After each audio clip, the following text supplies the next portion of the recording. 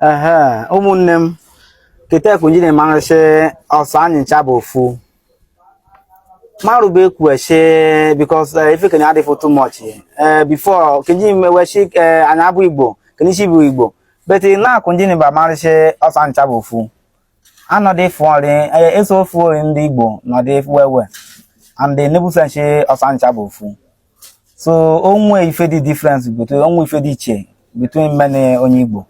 Ka wuri ne phobia anyị bụ anyị ndị data na anyị Ndokwa na some nchuwe anyị abụ Igbo chike bụ Igbo asa abụ onye Igbo onwe ife da na ọsancha bụ nwanne nwanarị biko nyo ebe ne bụ na adịne ka imaji bụ onye Igbo n'Igbo ka chine pụsa.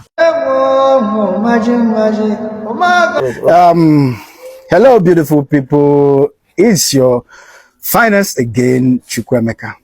I am the Unify Igbo's Noun proponent, and I am welcoming you to yet another edition of the Unify Igbo's Noun project. It is a campaign and it's in full-fledged.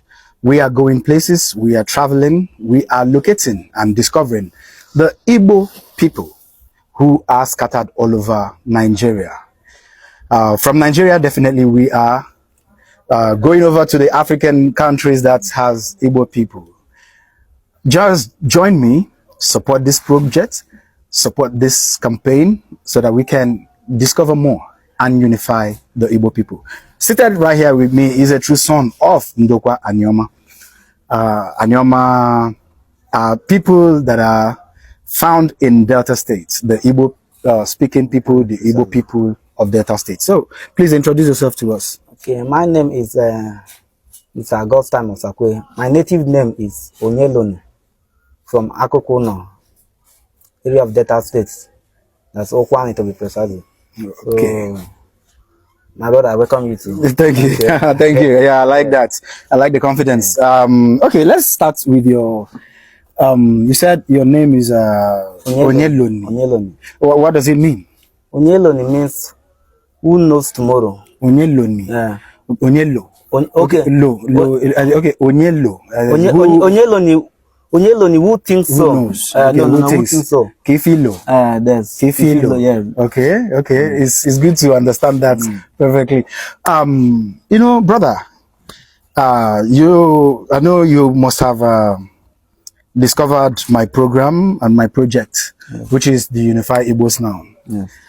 I am passionate about the Igbo people and how to unify them. Do you speak Igbo? Igbo. No, I don't speak Igbo. What do you speak? I speak Ukwuani. Okay, you speak Igbo. Igbo. In Ukwuani. Yes. Wait, let's understand this because it's sensitization. Okay. You speak Igbo. The language is Igbo. Yes. In Ukwuani dialect. That's true. Is that true? Yes. No, we must understand. We must establish this fact before we proceed. Let's understand what we speak. Okay. Me, I speak Igbo. Anamasu Igbo. Anamasu Nkahanabo is Igbo Nzube. Okay. Which is called the Union Igbo, which every Igbo, both the Eka, the Nsuka, the Izi, Iza, okay, Ogwashi people, Ngwa, Mbise, okay, Ndoki can speak. Everybody will hear. But if we come to speak our own dialect, I have a different dialect from you. Okay. That is, you have a different dialect from me. It is under same one umbrella language, Igbo. One umbrella ethnic language, Igbo. Yes. Igbo is the ethnic group. Ndokwa is the tribe in that ethnic group. Just like we have the Ukwere people. Yes. Have you heard about the Ukwere people? Yes, I've heard that. Have you heard about the Eche people? Yes. The Oba? Yes. Huh? Yes. Ndoni. Ndoni is part of Ndokwa. Yes, right? Ndoni part of Ndokwa can speak the same language with us. Ndoni can speak the same language. Yeah. Okay, yeah. It's not a language, it's dialect. Dialect, okay, now. Kai jirigo di so nke. Okay. Kamna so. Okay. Ndi be anyị de lo no de onodo ụka ọma mmenwu no efa mbo nyelo ni mbo onye akụkụ no n'ime Ukwuani Delta State. Ya bụ onodo awo so ncha do ụka ọma ndị be anyị be anyị o ne nwuna anyị na ya kpọnụ nshi ko ọmara egide anyị ka ọmara ebe nshi na bịa. So chukwa be me ya bo ogaba fu okite isi kunsula na dikete abo ka kenegide igwe ya mbene before na me bo na abo Ukwuani soko na eji oje gbamala ụzọ na eye ni onye ọbụla ka na ma ya bụ na agbara anyị na amarife dị na ani ọsọ ani ka mari ya bụ ka mari onye na ani ya so mmebụ nwa ọnụ onye loni be fam Ukwuani mbeneni afem bụ Chukwuemeka abụmonye njeri nke nọ na Imo State. Asotamia? Yes. Okay, all right, you know. Yeah. Ihe na ọmụmụ ofu ndị, ofu asụsụ, ofu ire, mana ọ na anyị na-asụ n'olu mana anyị kwuo ụkwara ọwụrụ ofu. Ana m akpọku ndị Ukwuani, ụmụ Ukwuani ebe ọbụla unu unu elele anya na ana m asụ iche, ana m asụ Igbo nke m iche. Mbido isu mbiri amashi gị ishi nne ele mkpannure nnọpụtara ele tunu she emege ihe anyị na-emewo iji jikọọ Igbo ọnụ anụjani ya nakwa ya o otu hụ ka o si no otu hụ ka o siriri onye Ukwuani ga-asụ olu Igbo n'Ukwuani, onye mbiri ga-asụ olu Igbo na mbiri, onye Owerri ga-asụ the same thing otu hụ ka o si ejedo, onye Ikwere ga-asụ olu Igbo ga-asụ Igbo n'olu Ikwere. Ihe ji emege ihe ndị ewu ka anyị niile bido ka anyị form a very huge, one cultural awareness, one cultural affiliation. Ijiri culture, ijiri language, because otu ishi no dị otu amụna onye unu nwoke shi no dị onye loni. Yes. Anyị ga-agba izu ihe ọbụla ọ sọrọ ga-aga m anụ. Anyị ga-agba izu ọbụla anyị gbara ya ọnụrụ anyị sọsọ mụ na ya ga-anụ ya. Ọ wụrụ onye na-anụ Igbo, onye na-awụ onye Igbo aga anị ya, mana ị hụrụ ọ bụrụ na Igbo ihe ọsụrụ onye ọbụla ọ bụrụ izu ka anyị na-agba ka agbagodo onye Nsụka ọ ga-anị ya, izu anyị emebiele.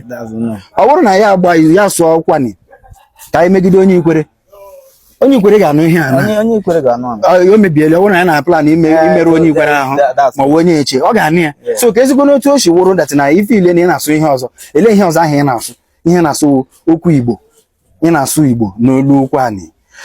Anyị ga-eji asụsụ a jiri mekọọ onwe anyị ọnụ.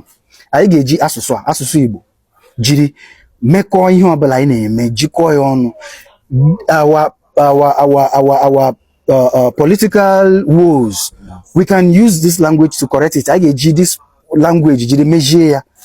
Ọ ya wụ ihe anyị ji bido this Unify Igbos now. Anyị ga na-elocate youths dịka ndị a, onye ekwerele na onye ama ọ ma na onwe ihe dị iche ya na onye ngwa. Ihe dị iche wo na ọ na-asụ Ukwuani na o nwere iri otu ndị Ukwuani si eshi nri ihe a na-akpọ ofe, ndị ngwa nwere ihe a na-akpọ ofe, ha na-akpọ ofe mmiri. Yes. The same thing with us. Mmiri nke ihe na-akpọ ofe na ofe ote ofe chere ofe wo ofe ebe niile but ndị ngwa na-akpọ mmiri, ndị Ikwere na-akpọ mmiri wiri. Okay. Ndị o nwere ndị na-akpọkwa ihe ọzọ but abịa na ofe ihe ofe kwe na ata. Yes. Mmiri nke ihe na-akpọ mmiri anyị nwe na-akpọ mmiri. Okay. Ndị ebe a azịna onwe ndị na-akpọ mmiri na so but ihe na nke ihe na-akpọ God Chukwu ebe niile ebe ọbụla ị gawara ọwụzi Chukwu ga na-akpọ God, mana na ị pụọla n'ala Igbo, mana provided nọ n'ala Igbo ebe niile ahụ ala Igbo mana ịka mana ịgba nke nọ n'Edo steeti mana akpanya nke nọ na Kogi, ụmụnne anyị niile ahụ na-akpọcha God Chukwu. Onye ọbụla na-akpọ Chukwu mana na ọwụ onye Igbo but isi na iwu onye Igbo kedu ihe na-akpọ Chukwu, gwa ya ihe na-akpọ Chukwu, gwa ya ihe na-akpọ God. Ebe ahụ ka anyị si defeat ihe na so but then ihe gbasara ihe Unify Igbos a ọwụ ka onwe onye anyị na-emerụ ahụ, onwe onye anyị na-emegide, onwe onye a na-ana ala ya, onye ọbụla nọ na nke ya.